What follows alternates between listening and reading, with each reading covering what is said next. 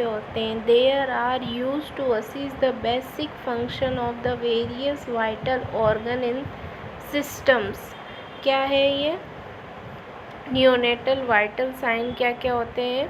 There R use किए जाते हैं असिस्ट के लिए और बेसिक फंक्शंस के लिए और various vital organ and systems के लिए, जैसे कि हार्ट, लंग्स, ब्रेन और किडनी, इन सब के लिए। सीक्वेंस क्या होगा? सबसे पहले रिस्पायरेटरी, फिर पल्स, फिर टेम्परेचर और ब्लड प्रेशर। सबसे पहले सांस चलनी चाहिए, रिस्पायरेशन, फिर उसका वो जो पल्स होती है वो सही होनी चाहिए, फिर उसका टेम्परेचर, फिर बीपी। रिस्पायरेशन, पल्स, टेम्परेचर और बीपी, ये ऐसे सीक्वेंस होगा बच्चे के लिए। हम उसका रिस्पायरेशन देखेंगे, फिर हम उसका पल्स देखेंगे, फिर उसका टेम्परेचर और फिर उसकी बीपी। तो सबसे पहले है respiration. Assist by inspiration. Assist कैसे करेंगे इसको? बाय इंस्पिरेशन से।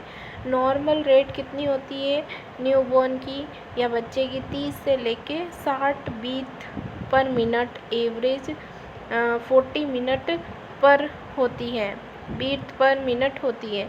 और क्या होती है? इरेगुलर और अब्डोमिनल होती है। बच्चा क्या होता है? इरेगुलर और अब्डोमिनल स्लो रिस्पायरेशन करता है due to presence of apnoea. उसको क्या होता है? 20 सेकंड से भी कम एपनिया होता है जब वो सांस लेना, एपनिया मतलब उसको सांस लेना वो भूल जाता है। ठीक है। काउंट फॉर फुल 1 मिनट तक बच्चे की रिस्पायरेशन को काउंट करना है। इट 1 ईयर पे कितनी हो जाती है? 30 से लेके 40 पर बीट पर मिनट। और फिर 25 की ईयर में कितनी हो जाती है? 12 से लेके 20 per breath per minute. In infant no of alveoli is less. क्या होता है? If newborn no of alveoli is less compare to adult के मुकाबले उसमें लेस होती है। So there is increase respiratory rate in child. Pattern of respiration, abdominal respiratory, chest, abdominal wall और symmetrical rise.